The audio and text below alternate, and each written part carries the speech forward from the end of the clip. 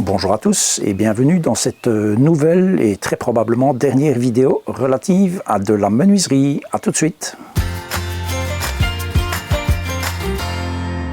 Comme je l'avais précisé dans la vidéo précédente, j'allais encore faire une vidéo relative à la menuiserie. Le meuble colonne pour la cuisine de Dame Sonia est en voie d'achèvement, donc la structure est finie, elle, déjà depuis un bon moment. Les portes ont été montées, les portes sont constituées d'un cadre et d'une partie centrale, tout en sapin. Malheureusement, c'est pas du chêne, mais c'est déjà mieux que de l'aggloméré quand même. Je suis en train de parachever le tiroir du bas du meuble qui sert de casserolier et lui entièrement terminé. Il reste à peaufiner 2-3 petits trucs, mais vraiment pas grand-chose. Et je suis en train d'installer les charnières pour la porte qui se trouve juste au-dessus et après pour la porte qui sera tout en haut du meuble. Et quand on est seul avec le meuble qui est droit, ce n'est pas évident, je vous montre. J'aurais pu évidemment coucher le meuble, mais pour coucher le meuble tout seul, si je le penche vers moi comme ça, on a toute la largeur du bois du panneau ici qui fait que le meuble ne tord pas. Par contre, si je le penche, si je le bascule comme ça, on voit le meuble qui fait ça, parce que bon, c'est que de l'aggloméré, hein. J'appelle même pas ça du bois, moi, hein. L'aggloméré, panneau mélaminé, c'est de la merde, hein.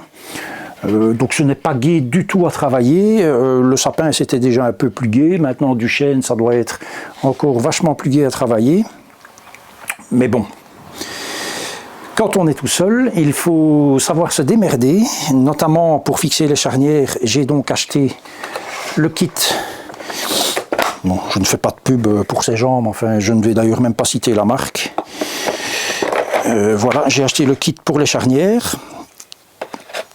Gabarit. Gabarit, c'est le maître mot en menuiserie, c'est ce que j'aurais appris durant cette semaine en tout cas. Donc on positionne ceci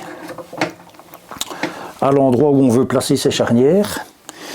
Et mais je peux peut-être vous montrer, voilà, sur 2 morceaux de panneau.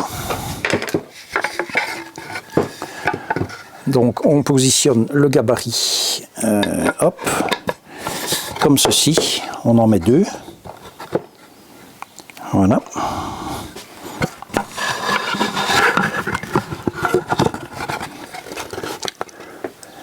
Et puis il y a les petits trous qui sont prévus et une mèche spéciale pour les marquer dans le bois. Alors bien évidemment, si le meuble est au sol, c'est bien plus facile. Ici, il n'est pas au sol, donc c'est nettement plus compliqué. Voilà, donc ce gabarit est évidemment livré avec la fraise ad hoc. Ce sont des dimensions standards, hein, pour les charnières. Donc ici, c'est une fraise de 35 mm, si je ne m'abuse, oui, voilà. J'ai acheté donc les charnières. Et avec des petits morceaux de bois, j'ai créé de quoi faire tenir la porte le temps de la marquer. Autre chose que j'ai appris avec cette cochonnerie d'aggloméré, c'est que quand on fore, il faut absolument protéger. Alors on peut protéger avec du papier de masquage, tout ça qu'on appelle aussi papier de carrossier, je pense, je sais pas. Enfin, voilà, donc du papier de masquage. Quand on scie ces panneaux-là, idéalement on fait un trait de cutter juste avant de passer avec la lame, ce qui permet d'éviter les éclats. Des éclats, bien sûr, j'en ai eu parce que je n'ai pas toujours fait très attention, mais je vous rappelle quand même que je n'y connais absolument rien en menuiserie. Donc quand je dis rien, c'est zéro. J'ai regardé beaucoup de vidéos, j'ai eu beaucoup de conseils de Nico, qui pour la base du meuble m'a même fait en miniature ce que je devais faire. Voilà, merci à toi Nico. Accessoirement, je vous remercie pour Nico puisqu'il a atteint maintenant 1000 abonnés sur sa chaîne. Voilà, donc je suis content pour lui. Pour éviter les éclats, quand on fore, on met du papier de masquage. Quand on doit scier, on fait un trait de cutter et éventuellement on rajoute du papier de masquage également. Voilà, il y a bien évidemment des erreurs de jeunesse. Je dois bien vous avouer que je suis assez fier de ce que j'ai réalisé. Ce meuble sera très beau, il sera surtout pleinement fonctionnel pour Sonia. Elle aura quelque chose de très pratique pour elle. Alors on est bien évidemment très loin des standards internationaux ou européens en matière de fabrication de cuisine. Je parle des dimensions, etc. Mais voilà, une armoire ici avec une porte vitrée. J'ai déjà la vitre, elle est dans le van. Et la vitre ira sur cette porte-ci, voilà, qui a besoin d'une nouvelle couche de teinture couleur ébène, qui va très bien avec le gris du meuble. Donc ici, ça sera pour mettre des verres, etc. Il y a 2 étages qui sont prévus en verre, donc 2 étagères en verre. Ici c'est une niche sans porte, ça c'est de la tâche à enlever avec de l'alcool. Voilà, ici une porte avec de quoi ranger tout ce qu'on veut, et en bas un casserolier avec à l'intérieur 2 demi-étagères qui permettent de poser les couvercles des casseroles. Donc je pense que tout ça sera pratique. On a choisi l'ouverture pour que ça soit le plus pratique pour Sonia. Dans sa future cuisine qui se trouve dans un tout nouveau bâtiment, l'armoire sera placée à droite. Donc les portes s'ouvrent dans ce sens-là pour que ça soit le plus pratique pour elle. Et le jour où elle veut mettre le meuble à un autre endroit, rien n'empêche de reforer les trous de l'autre côté pour changer le sens d'ouverture des portes. J'ai appris beaucoup de choses cette semaine. J'ai commencé ce meuble samedi passé. Nous sommes dimanche de la semaine suivante. Il est en voie d'achèvement. Mardi vient une camionnette le soir pour l'embarquer. Parce que c'est lourd quand même, hein, c'est plus de 50 kilos. Hein. Et puis voilà. C'était très enrichissant.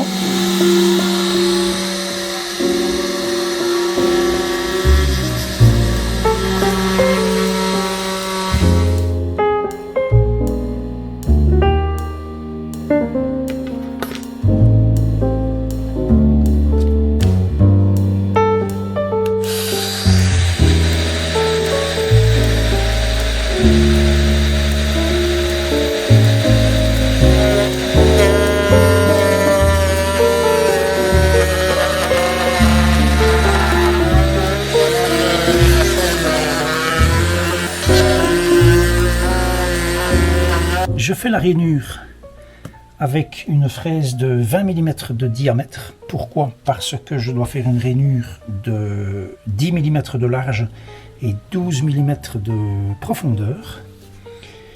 Donc, comme je sais que le plateau fait 8 cm, la moitié du plateau c'est 4. Donc si je mets mon guide à 4 cm, d'office je suis certain de prendre 10 mm de large. Pour la profondeur, ceci n'est évidemment pas une défonceuse, c'est une affleureuse, donc j'y vais en 4 fois pour prendre les 12 mm de profondeur, et petit à petit je redescends la fraise, et comme ça je ne fais pas souffrir inutilement l'appareil.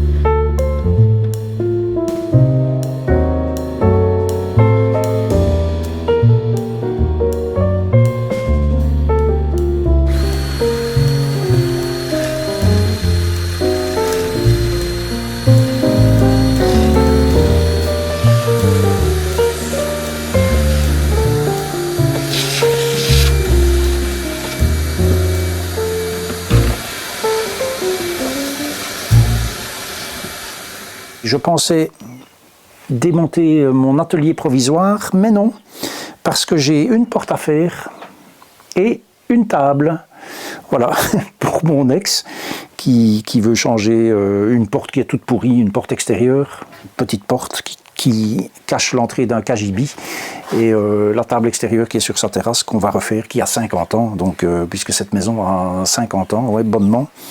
Cette vidéo est maintenant terminée, je vous dis à la prochaine, et d'ici là, prenez grand soin de vous.